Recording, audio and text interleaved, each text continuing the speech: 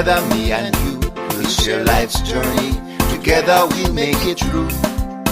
I will teach you right from wrong, be your friend all life long. We'll learn life's lessons together, me and you. In this life we must lean on each other.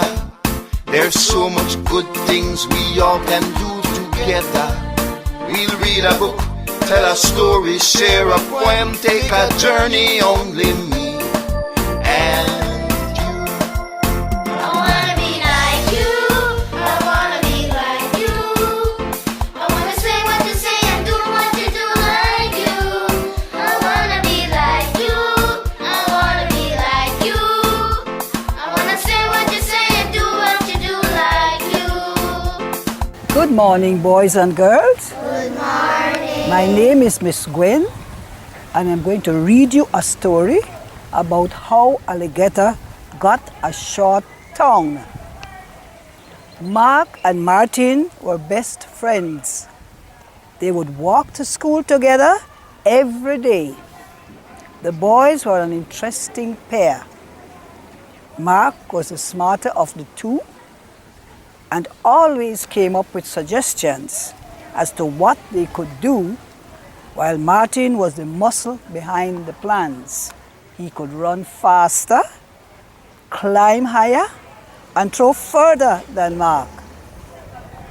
It had been Mark's idea to climb the school mango tree and pick mangoes, but it was Martin who was found up in the tree picking the mangoes. It had been Mark's idea to pull all the girls' hair as they were walking by, but it was Martin who all the girls saw run by as their hair got pulled. The boys had been warned countless times about these pranks because the entire school knew that one never acted without the other one. So on a Tuesday afternoon, when the Standard 4 teacher, Mrs. Johnson, found the boys fighting in the dust behind their classroom, she was more than a little surprised. She pulled them apart and looked at their dirty uniforms and shook her head. "Okay, boys, who started it today?" she asked. "Martin," Mark shouted. "He started it because he doesn't like that I beat him at marbles." "Liar! Mark, I don't like that you are a cheat," Martin declared. And once again the boys started grabbing at each other, trying to punch and kick. "That's it, boys, let's go to the principal's office," Mrs. Johnson said as she held on to the back of their uniforms and pushed them forward gently. "You should just admit that I won, Martin," Mark said, looking at his friend triumphantly. Before Martin could answer, Mrs. Johnson stopped and looked at Mark. "You really think you won? Look at what your little game of marbles has cost you. You are fighting with your best friend." "I wouldn't have to fight with him, miss, but he's a cheat," Martin said as he tried to take dirt off his pants. "He always cheats to win." By the time Martin had reached the last always, Mark was once again trying to reach over and either punch him or kick him. "Okay, boys, okay, settle down," said Mrs. Johnson, this time shaking them a little more roughly than before. "Let me tell you an old Mayan story about an alligator and a dog." The boys looked at her, wondering if she had gone crazy. "Just listen to the story and see if it sounds like anyone you know. A long time ago, when the world was brand new, the dog had a short tongue. On a hot day, as the short-tongued dog came toward a river for a drink, he saw his friend the alligator standing by the bank, lapping the fresh, cool water with his long tongue. The alligator saw him coming and splashed into the water, somersaulting once or twice for the dog to see. Now, of all the other animals, the dog liked to watch the alligator best, as he enjoyed himself on both land and water. But just now the dog was very hot and thirsty, and all he wanted was a drink. The dog stopped as he approached the river bank. As always, he did not like the idea of getting soaked in the water. So he decided to try and drink from the river without getting in the water. But his short tongue made it impossible. He stood by the water and tried to turn himself to the side and drink without getting wet. But once again he was unsuccessful. Bitterly disappointed, he prepared to repeat his usual procedure of walking or wading or swimming into the water with his mouth wide open when he suddenly had a bright idea. "Of course, why couldn't I have thought of this before?" said the dog to himself. "Surely the alligator would be quite willing to lend me his long tongue for a drink." "Of course he would," continued the dog more excitedly. Brother Alligator, shouted the dog. The alligator was busy playing in the water and did not pay attention to the dog. The dog ran up and down the riverbank barking and making a noise to get the alligator's attention. "Brother Alligator, please come, I need your help." "My help?" shouted the alligator. "What is there that alligator cannot do?" With a big splash of his powerful tail, he sailed straight to the bank where the dog was standing. By this time, the dog had put on a sorrowful face and he was already in gloomy spirits. When the alligator saw the look on the dog's face, he explained, "Oh, come on, brother dog. What is the matter? Surely it can't be that bad." "Oh, no," replied the dog. "It is worse." "What? Come out with it, brother dog," said the alligator. "Well," continued the dog, "to put it simply, I am baking in this heat and dying of thirst." "Oh, no," exclaimed the alligator. "All you need is a drink and a dip in this cool water." And as he was speaking, he made a big splash with his tail and sent water flying towards the dog. The poor dog had to jump behind a nearby tree so he did not get drenched. The dog peeped from behind the tree, his eyes big with fright. "Oh, brother alligator, you nearly killed me." "Kill you?" exclaimed the alligator. "I wasn't even a tail's length from you, and you talking of my killing you?" "Not you, but the water," replied the dog. At this, the alligator was surely confused, and he crawled to the bank and stood beside the dog. "Now tell me, brother dog, what's this about you and the water?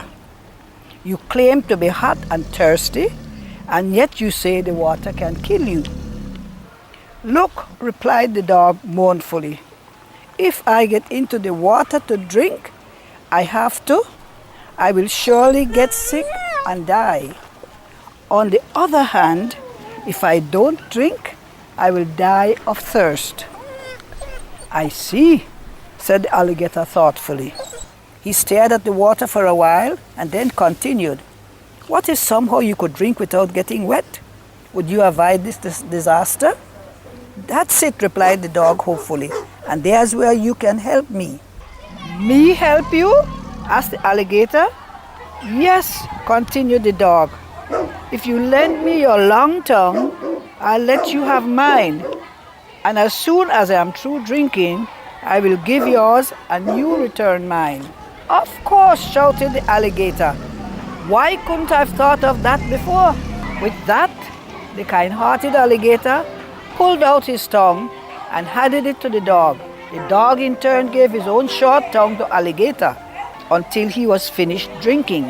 Now the dog with the long tongue stood beside the water and drank quite easily. It was a new sensation to lap the water. He didn't remember the water ever tasting so cool and fresh. He moved a little further down the river bank and the water tasted even better.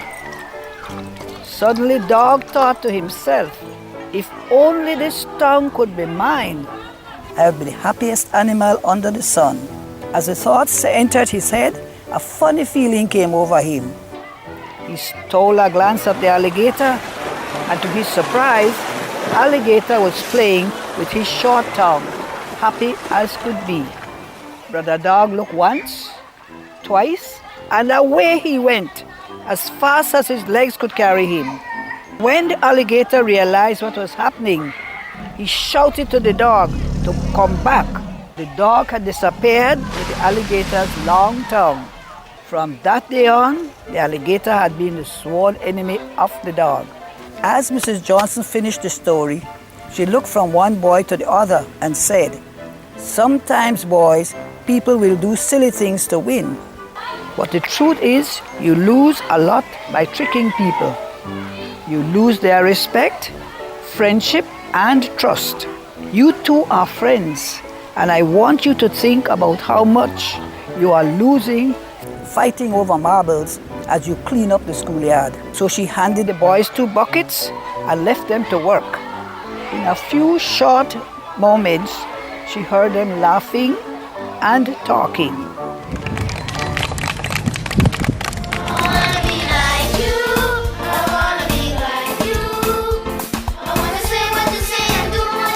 Now, children, I will ask you some questions about the story. The first question: why was Mark and Martin, who were best friends, fighting? Because one of the boy win the other boy from the marble. Because Martin win on marble and Mark was jealous. The second one: why didn't the dog love his short tongue? Because the dog wanted to have a long tongue, so he wanted to drink water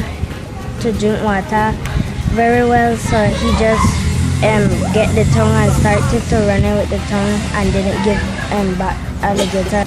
Because dog couldn't drink water. The dog didn't like his short tongue because it was too short and he couldn't drink enough water he wanted to.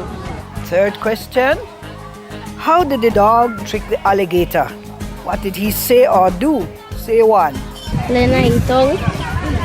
Because the dog couldn't drink and the alligator couldn't drink water. He made a sad face. It won't drink the water. It said that when it drink the water, it will get sick and dead.